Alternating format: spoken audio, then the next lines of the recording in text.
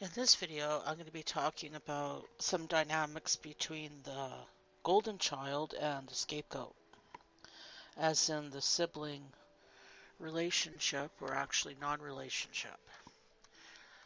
I'm taking a break from some of that estranged parent, estranged kid. You know what? This is really toxic. It's draining me. So I need to try and stay away from that. So I'm going to concentrate on making videos regarding abusive family of origin, narcissistic type things. If someone can relate to it, it may help them. If not, based on my life experience, what I've seen. But I really have to interject these. I advise, for real, these channels that are doing this estranged parent thing, or even the estranged child thing, or attacking the estranged parent. It's toxic. It really is, because like I feel totally drained right now. It's starting to affect me. These people are evil. A lot of these people are some kind of, I don't know what they are. They're just, things like they laugh at people. Like, there's the sick people. They're just evil. I don't know how else to put it. They really are. These people are sick. It's like they're misery and they want to go spread misery around.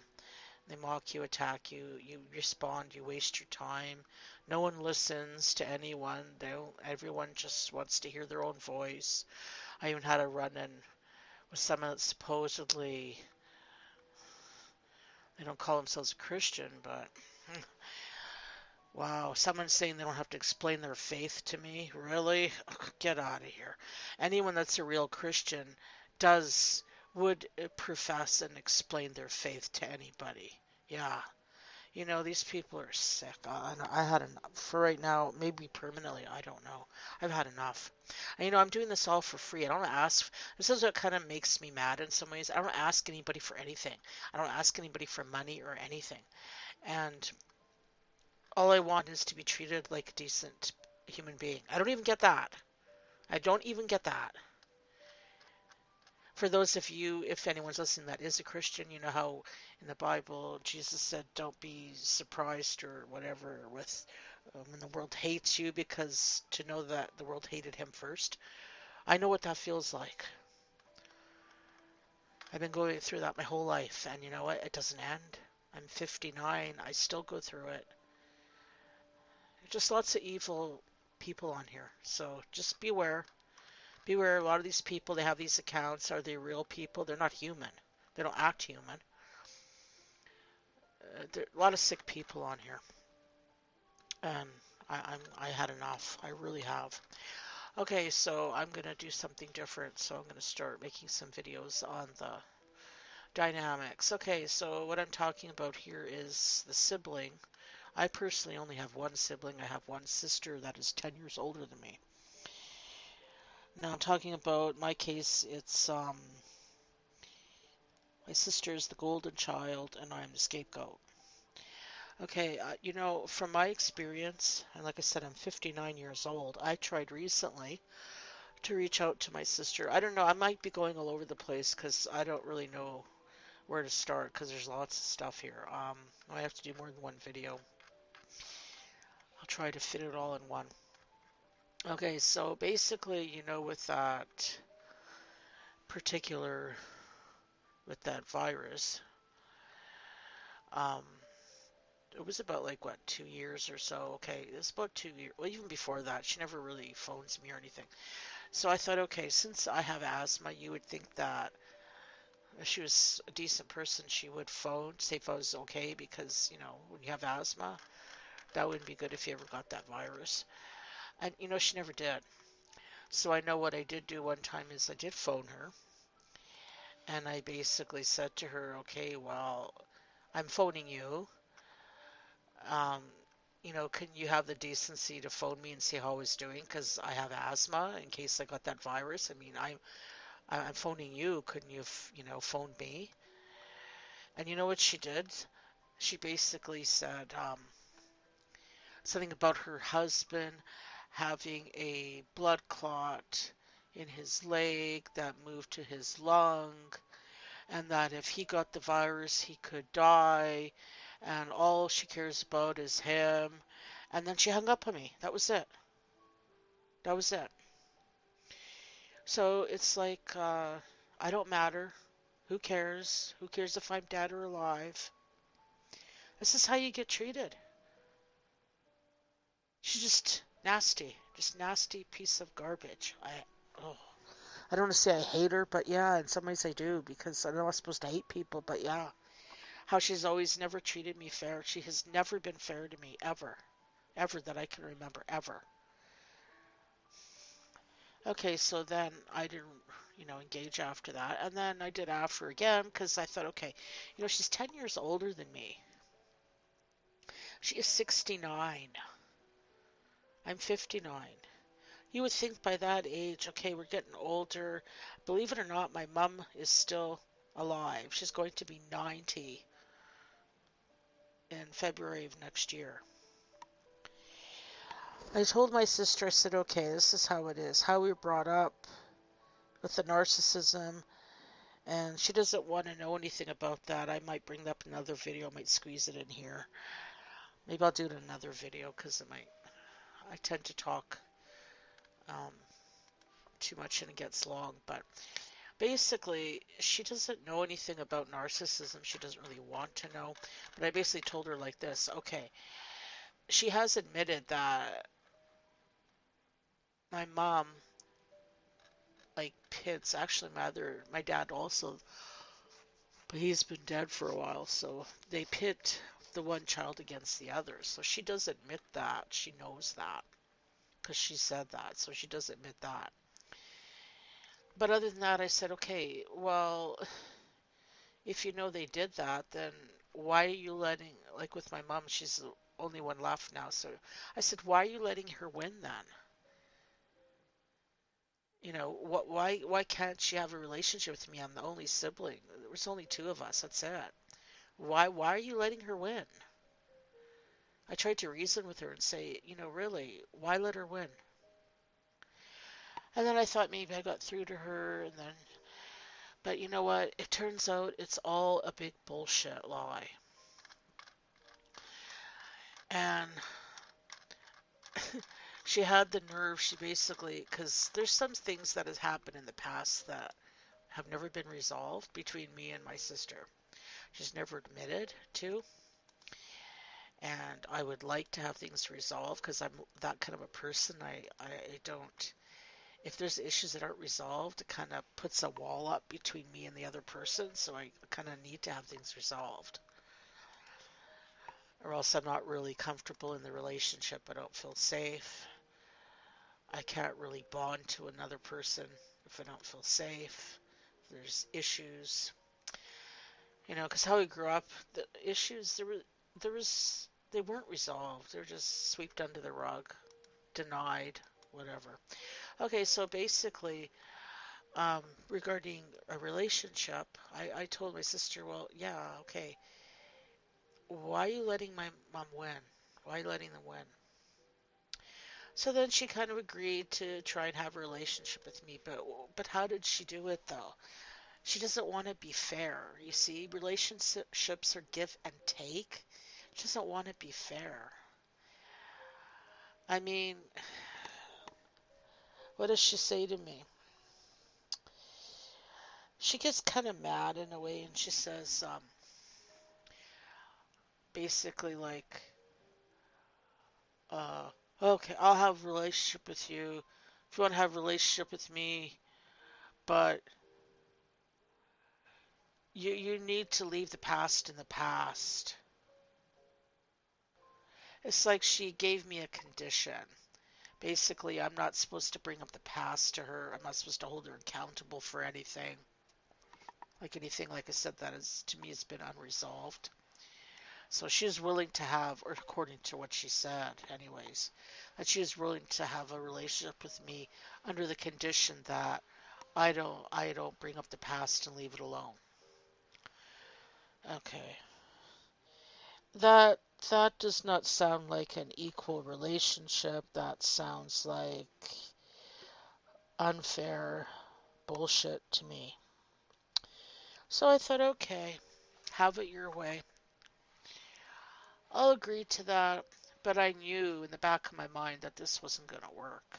But I thought, okay, I'll agree to that just to prove to you that I have done everything in my power to have a relationship with you, and nothing I do ever works with you. So this is proof that it isn't all my fault. And I ended up proving myself right. So that's what happened. So then I had some conversations with her, but she really don't go out of her way to phone me. It could be like, and I don't need her to phone me every day, but it's like 6 weeks. She doesn't phone. I mean, if you want to build a relationship, you need to have contact, communication, right? I don't see her personally. It would only be on the phone. I wouldn't even want to see her personally until things could be resolved and I feel safe enough emotionally. So it would just be on the phone. She couldn't even do that. So basically, um, I said to her, I said, okay, because part of this with the parents when they do the divide and conquer thing, they pit one person against another. So I said, okay, I'll have your back, you have mine. And she agreed. But you know what? She didn't honor what she said because the situation happened. I'll have to get through this more in a different video. But I have to say part of it to make a point.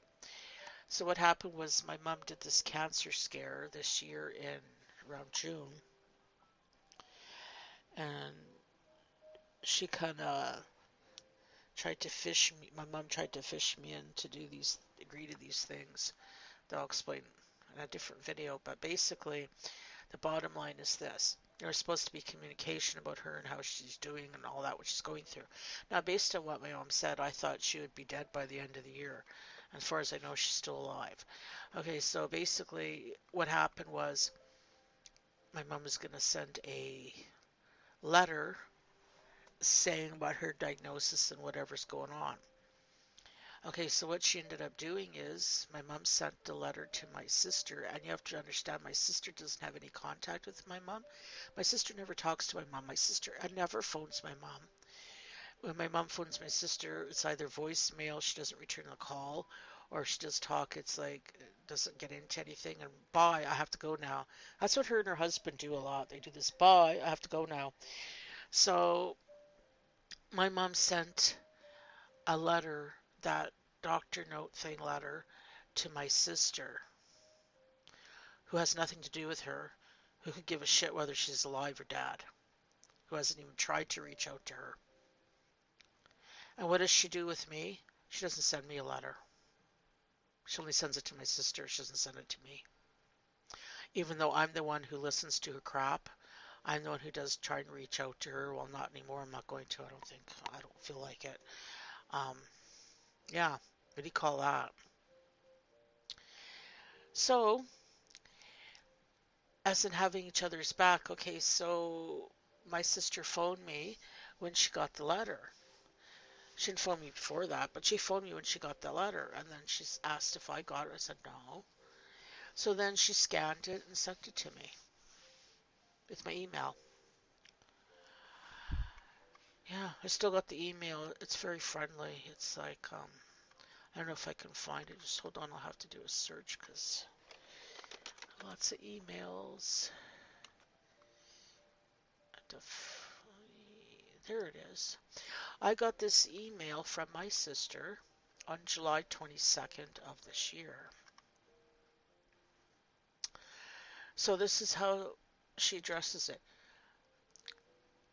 Here is the info from AHS.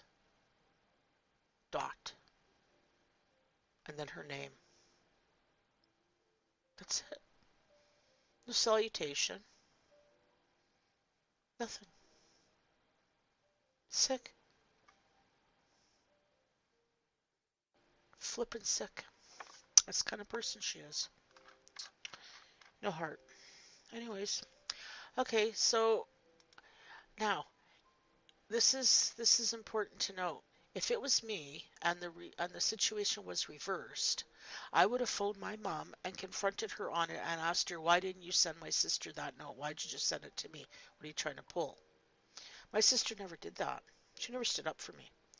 She's never stood up for me my entire fucking life. Excuse my language. My sister did not phone my mom and confront her on why did you not send a letter to me also.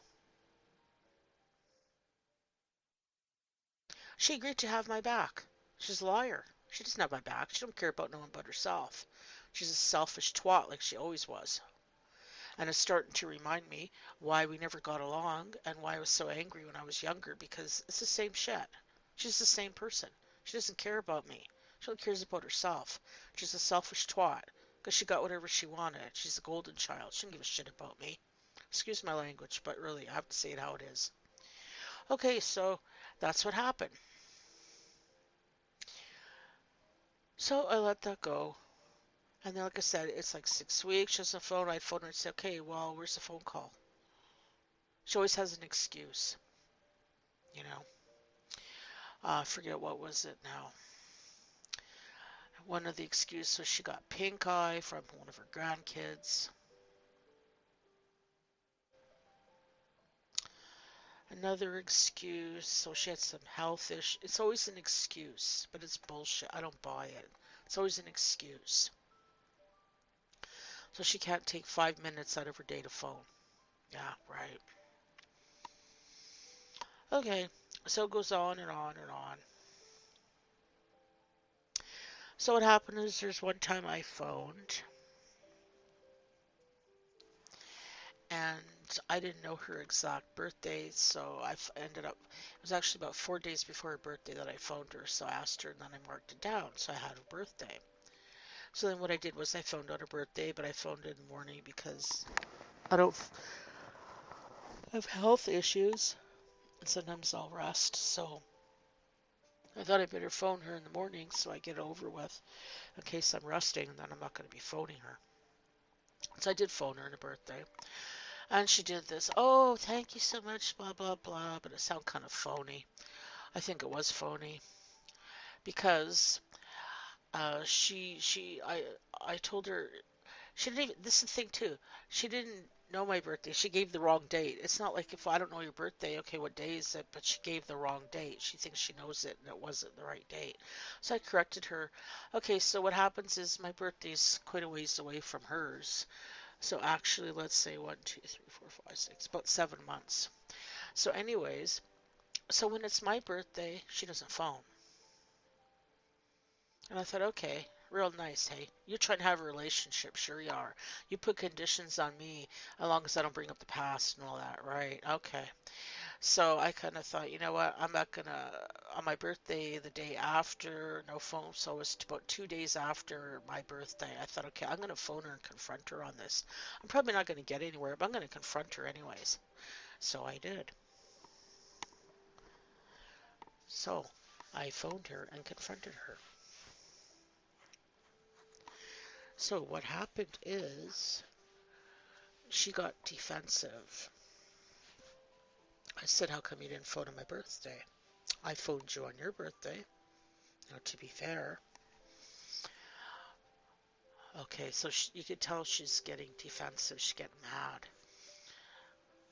She said, she tried to gaslight me. She said, I never phoned her on her birthday. I said, oh, yes, I did. I said, I phoned in the morning. And then after she retracts it and says, oh, yeah, you did phone, you know. And then she said to me that I'm making her mad. And I said, okay, so you're telling me that I'm responsible for your feelings. Didn't say nothing. Okay, so then I asked her, says, well, why didn't you phone me on my birthday? I phoned you on your birthday. I mean, to be fair. She says, well, she didn't think of it. Okay, what does that mean?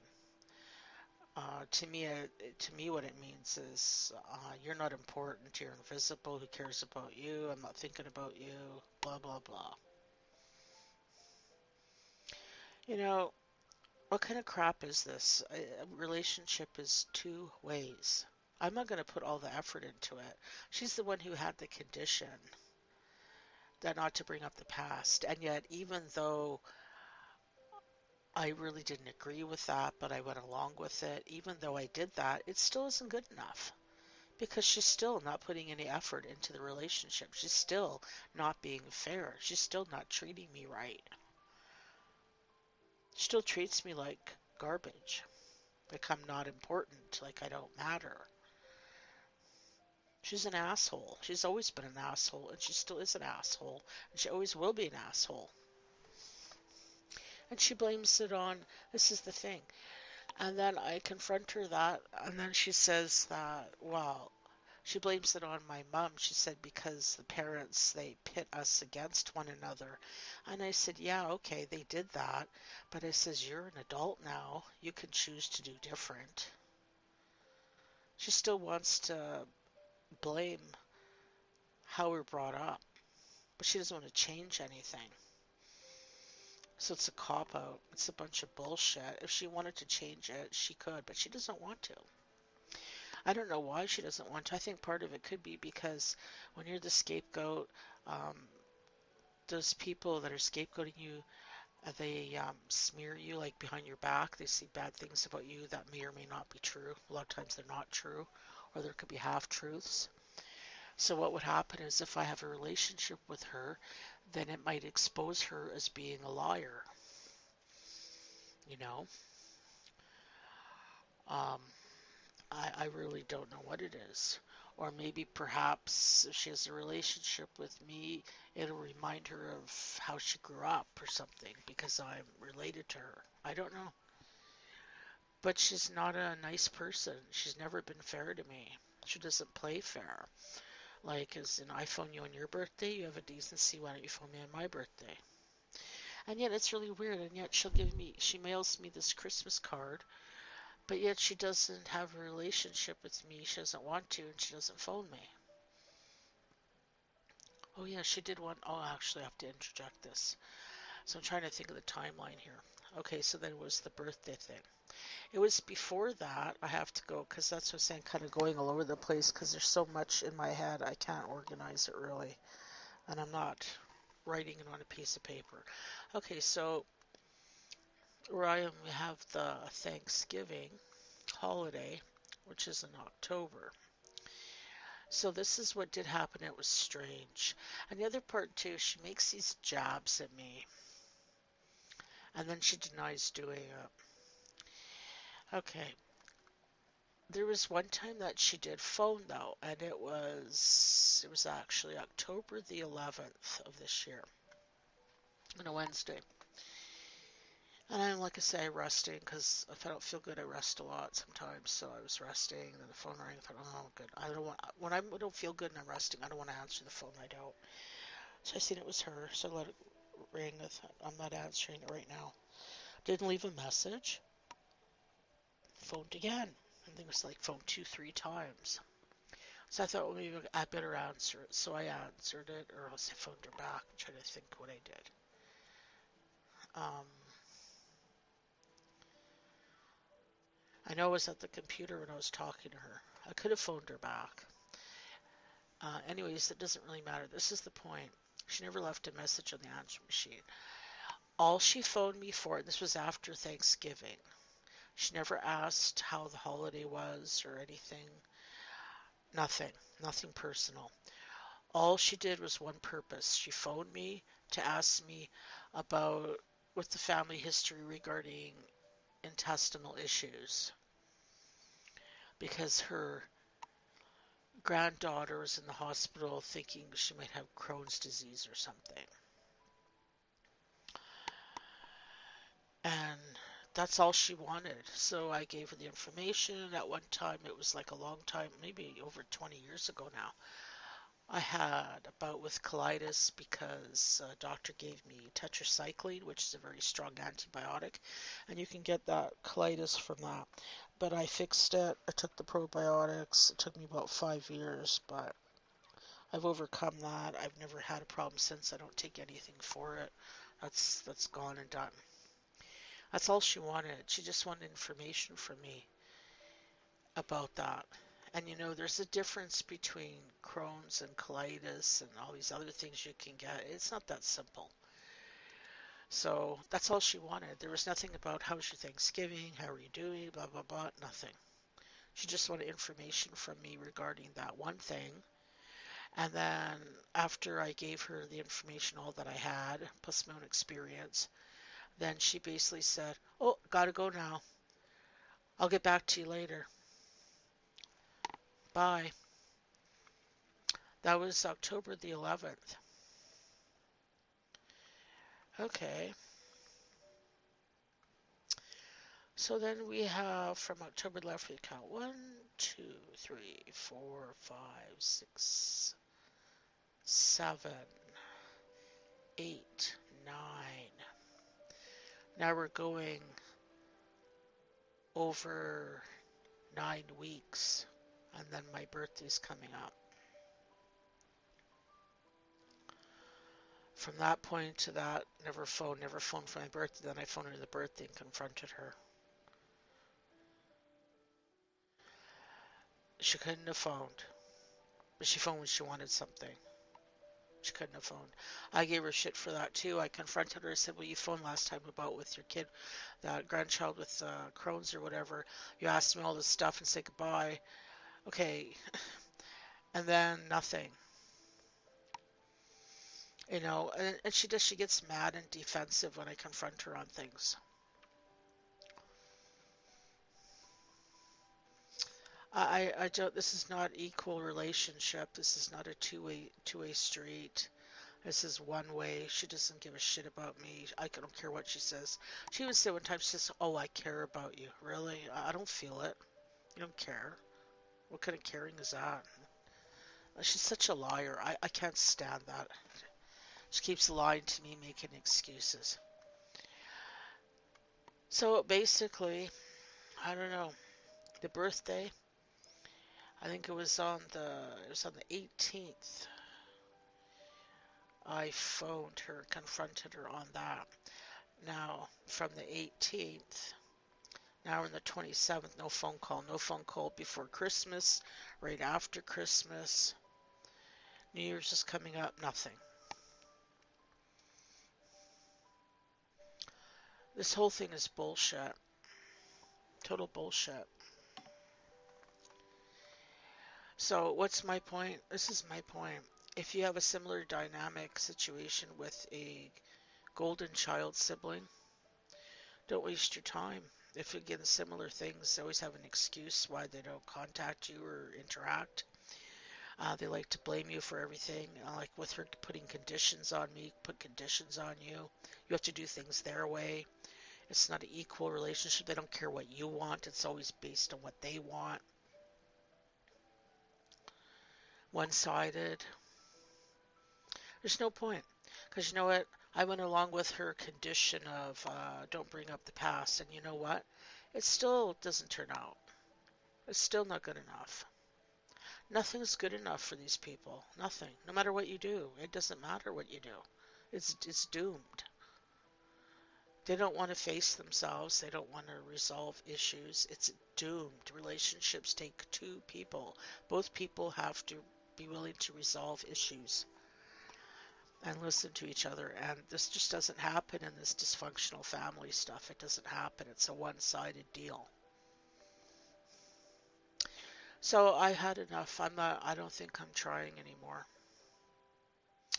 And with my mom, it's a different story, but basically, I thought with that cancer scare in June, maybe she's dying. She should think about her eternity. So I bought her this Bible off, a really nice one off Amazon, and sent it to her house.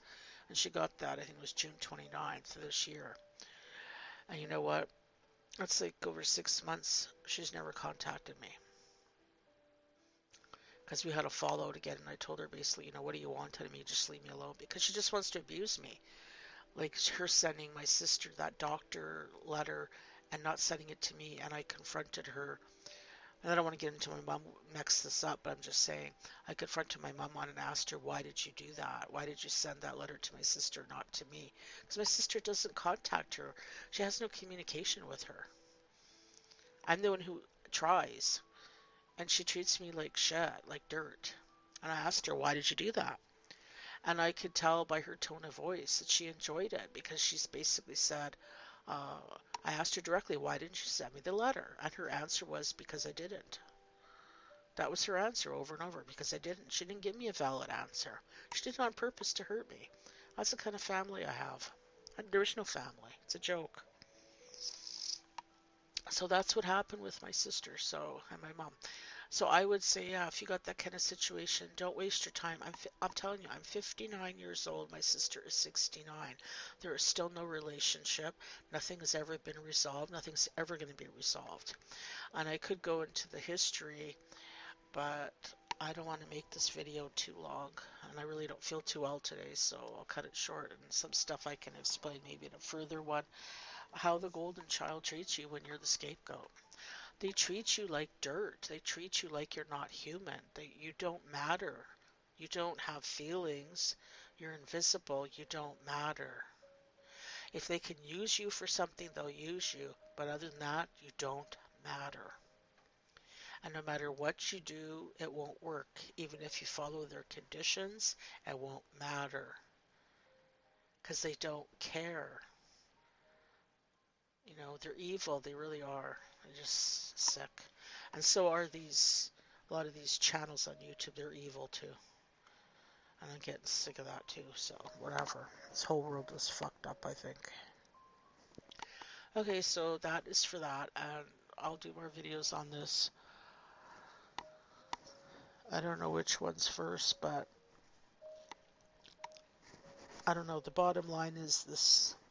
If you've come from a dysfunctional family like that, and you're the scapegoat, um, your family members, instead of supporting you and being there for you, they'll try to destroy you, either by antagonizing you and attacking you, or by outcasting you and ignoring you like you don't exist. Either way is damaging, and that's what they do.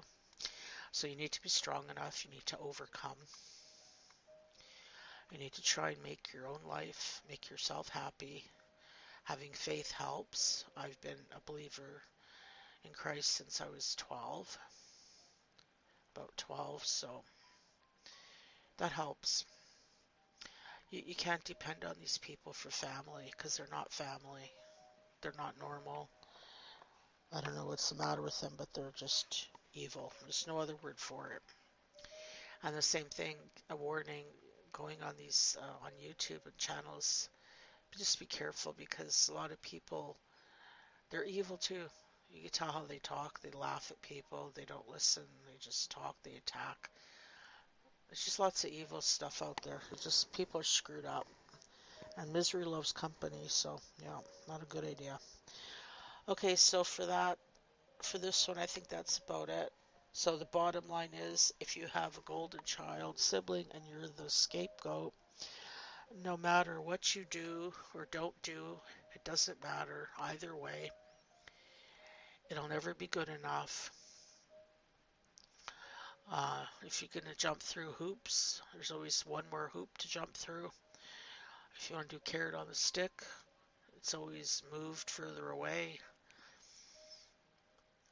They don't want a relationship with you because then they might have to admit fault, what they've done, and look at themselves and live in reality, and they don't want to do that. So they'll throw you under the bus. And if they do, and if they are nice or something, usually it's because they want something from you, or it's a temporary thing, is then they want to make you think that they want a relationship only to pull the rug out from under you and hurt you again and again and again. It's a cycle of abuse that goes around and around and around. So the only way to fix it is to get off of it. So I'm going to stop trying. Don't try anymore. Just stop it because you're only hurting yourself. I mean, it's like trying to get a cat to act like a dog. It isn't going to happen. These people, they're inhuman. They really are. They're not human. They may look like a human, but inside, they're not. They're like zombies. They're dead inside. They have no feelings. And my sister, she doesn't have feelings. I don't think she does. She's a cold person. I don't know. I just should have not even bothered. But I thought we'd get older. I'd give her one last chance. See what I can do, but it didn't work. So I'm not doing it anymore. Okay, thanks for listening. Bye.